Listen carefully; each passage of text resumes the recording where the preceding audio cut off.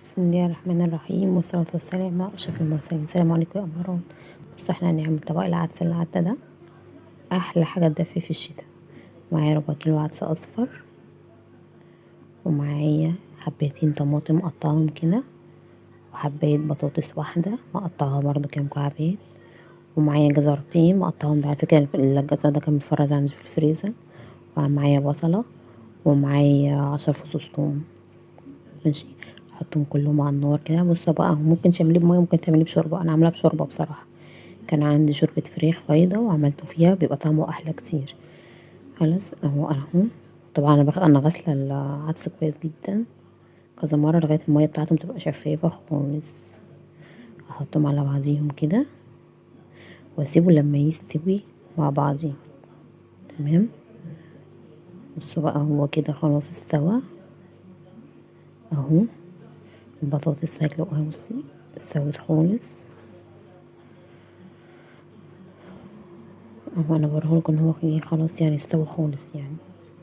حتى الجزر بحس ان هو خلاص اتهرى، لان انا اصلا كنت مقطعه صغير. بصوا البطاطس اهي خلاص كده.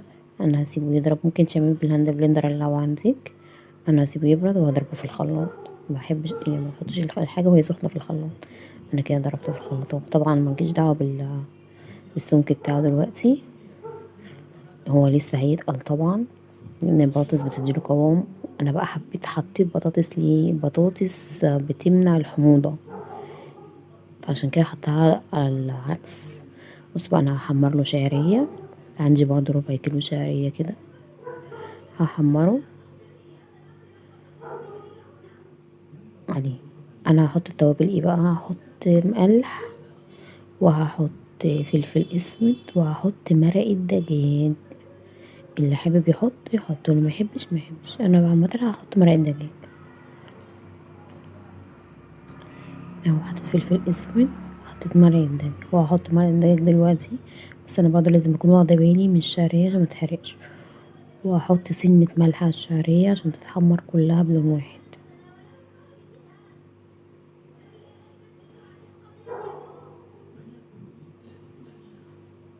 انا بحب احط شعريه، مش بحب احط رز. في ناس بتحب تقول رز وتحمر له بصل، انا ما بعملش كده، انا بعمله بشعريه.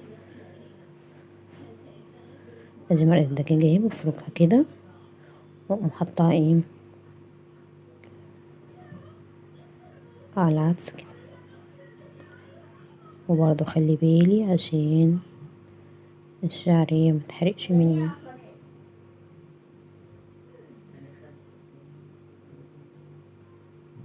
ووريك ان هو كل ما بيغلي كل ما هيتقل، بسبب البطاطس اللي احنا حطيناها عليه. ولسه كمان لما تحط الشعريه هيتقل كمان، وهي اصلا اسمه شوربه عدس، فما ينفعش يبقى تقيل قوي يعني.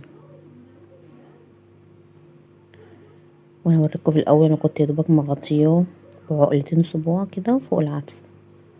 خلاص اهي الشعريه خلاص بدأت خلاص تحمر. خد بالي بقى عشان ما فيش حاجه تتحرق كده وتبقى ايه مش حلوه.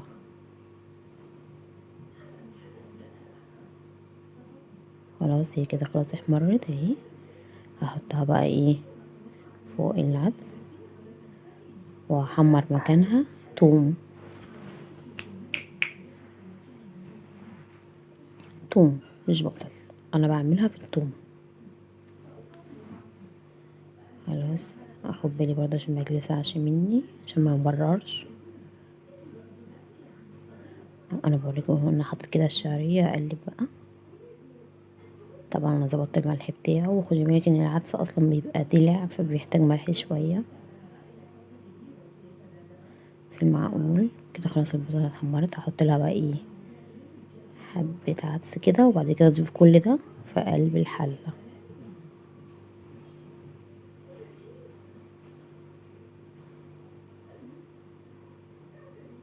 خلاص بص اهو، هسيبهم يغلوا مع بعض شويه. وخلاص العدس بتاعي خلص. ايه رايكم يا قمرات في العدس بتاعي؟ يلا كده زي الشطره، قومي اعمليه عشان تدفي كده من البرد انتي وولادك. لو عجبكم الفيديو بتاعي اعملوا لايك واشتراك. اشوفكم في فيديو جديد. سلام عليكم.